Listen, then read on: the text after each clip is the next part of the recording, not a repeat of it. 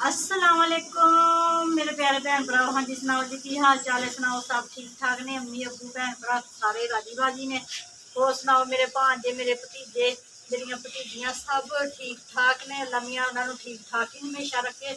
हसता ते मुस्कुराता मेरे भैन भरावां अल्लाह ताला रखे। ठीक है जी।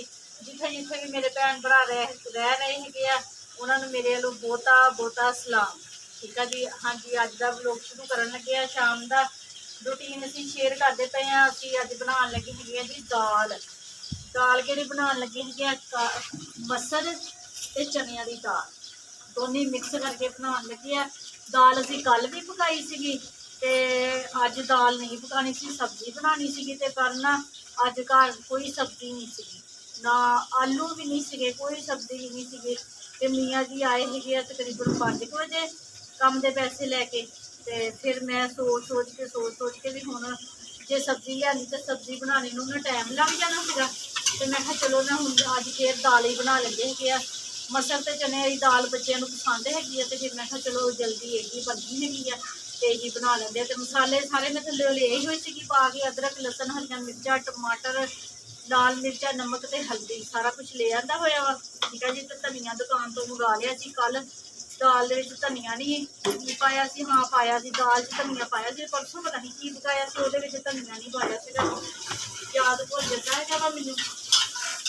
साढ़े प्याज ब्राउन होंगे है ना तो फिर साढ़े जेडे मसाले है ना ये शामिल करते हैं।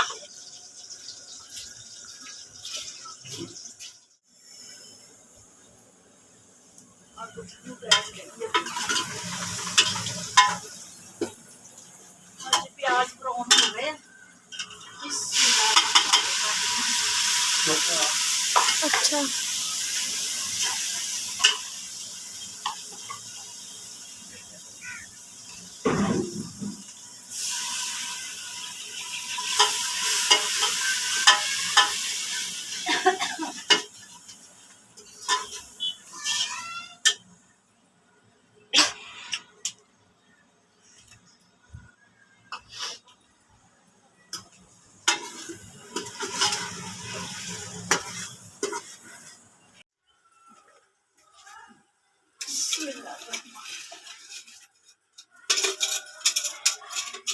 ऐश दे पापा आ पानी तो दो आ टूटी आ डोली च घल के पानी दो हांडी च पाना। हाँ टूटी वाला पाई दे पक जाता है।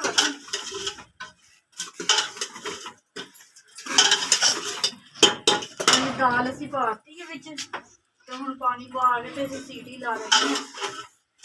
तकरीबन 10-12 मिनटा की सीटी लगानी है क्यों देर ना लिया दाल हुणे ही धो के पाती है भी दोपहर की नहीं ना भेंती हुई तो फिर थले देखो ना सरा तो नहीं आई। देख लो भैन आई होनी आ।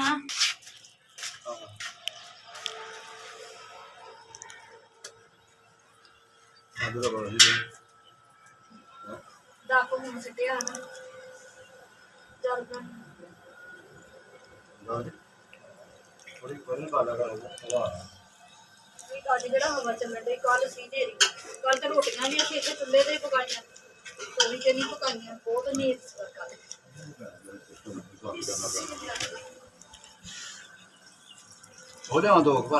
अल्लाह बस बस डेढ़ पा दाल है कि डोलनी पूरी पानी की पाती है पूरी डोलनी पाई है भी ज्यादा देर सीटी लगानी है दाल मुंह ते भेजी सी टेंशन कोई नहीं।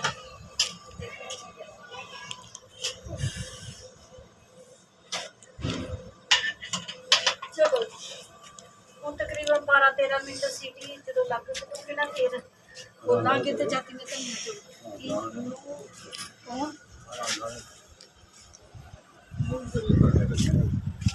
न्याणे बाहर खेडन ईमान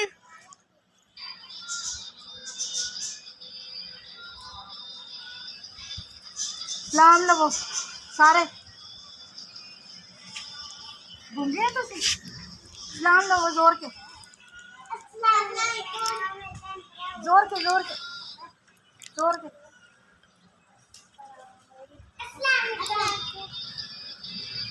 वालेकुम सलाम।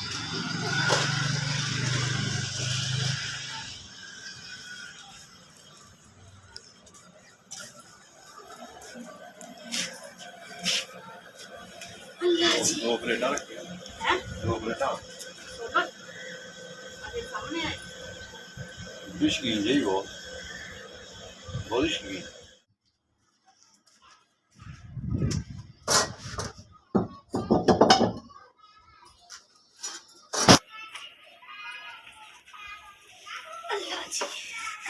ਹਾਂਜੀ ਮੇਰੇ ਭੈਣ ਭਰਾ ਸਾਡਾ ਸਾਲਨ ਬਣ ਕੇ ਤਿਆਰ ਹੋ ਗਿਆ ਵਾ ਦਾਲ ਬਣ ਗਈ ਹੈ ਬਹੁਤ ਜ਼ਬਰਦਸਤ ਚੁੱਲ੍ਹਾ ਬੰਦ ਕਰ ਦਈਏ ਬਿਸਮਿल्लाह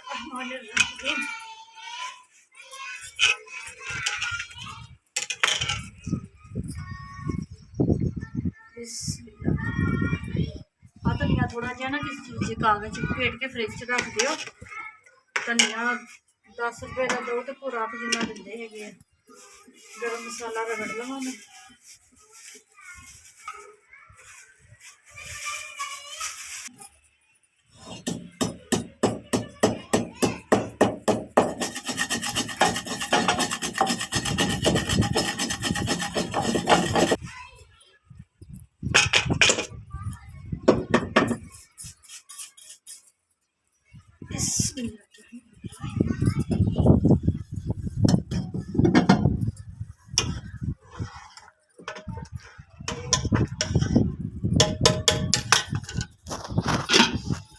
ਸਾਲਨ ਪਾ ਗਿਆ ਵਾ ਵਿੱਚ ਕੋਲੇ ਹੈਗੇ ਆ ਬੁਝਾ ਦਿਓ